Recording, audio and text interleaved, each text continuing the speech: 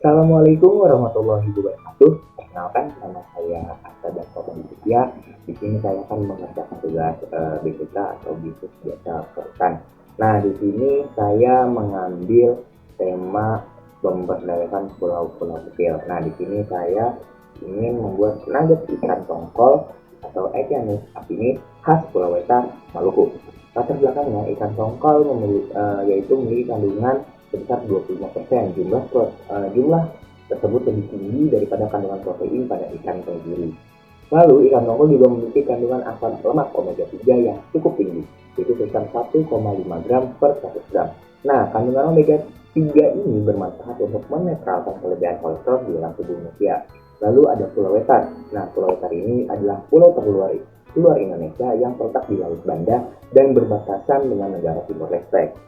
Pulau Wetar ini merupakan bagian dari wilayah pemerintah Kabupaten Maluku Barat Daya, Provinsi Maluku.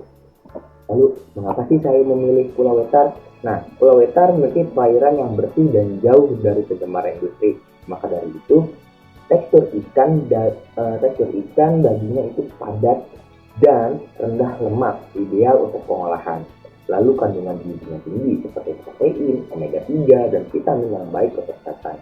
Lalu ada Pulau Wetar adalah salah satu wilayah pusat perikanan nasional yang kaya akan sumber daya ikan pelagis termasuk tongkol. Produksi ikan di Maluku terus meningkat karena arus laut yang produktif. Dan wilayah ini memiliki kawasan perikanan lestari yang memastikan pasokan ikan tetap stabil.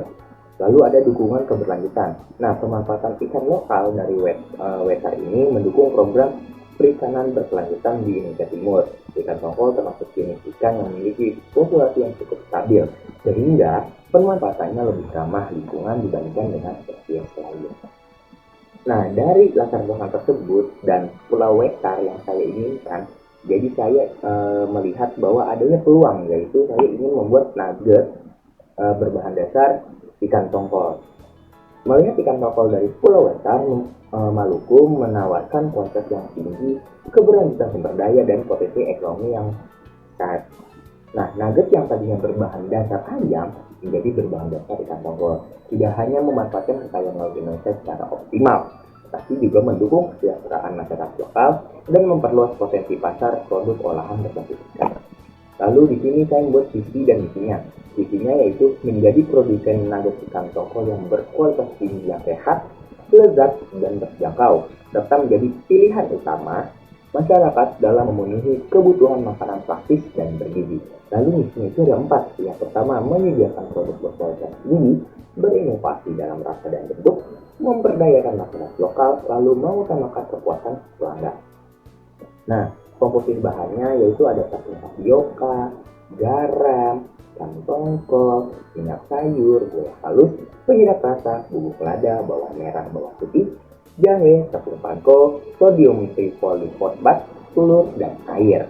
Lalu ini cara pembuatannya. Potong-potong ikan tongkol, masukkan ke food processor bersama telur, air, bawang putih, garam, dan gula, dan bahan lainnya. Proses sampai halus atau di blender. Masukkan tepung, proses lagi sampai tercampur rata. Olesi cairkan dengan minyak, lalu masukkan adonan ikan serta ratakan. Kukus selama 30 menit. Potong-potong atau dicetak sesuai selera, celupkan ke telur kocok, lalu gulingkan ke tepung panko. Ulangi proses apabila diperlukan. Goreng dengan minyak banyak dan api sedang sampai coklat keemasan. Tunggu sedikit mendingin, lalu dimasukkan dalam kemasan yang sudah didesain, lalu siap dipasarkan. Jadi itulah cara pembuatannya. Lalu yang namanya usaha pasti ada tantangannya.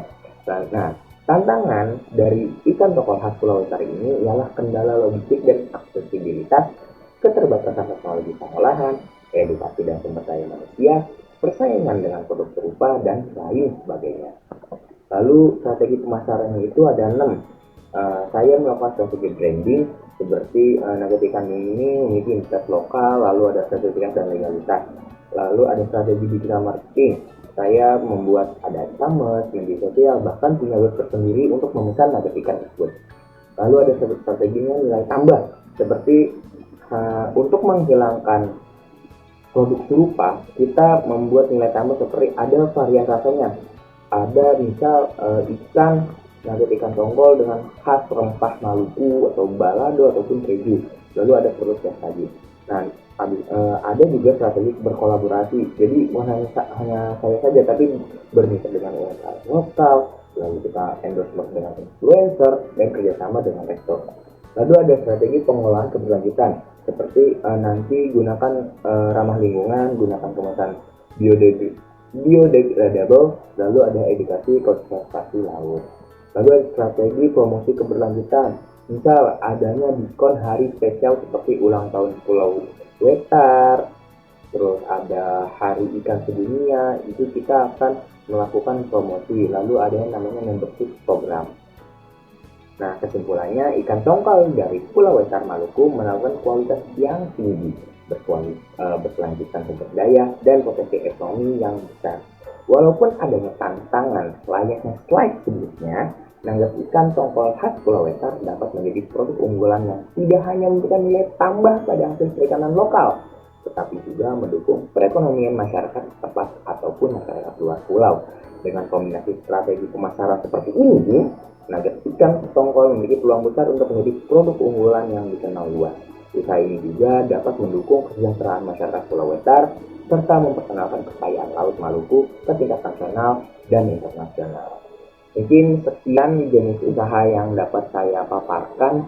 Kurang lebihnya mohon maaf. Wassalamualaikum warahmatullahi wabarakatuh.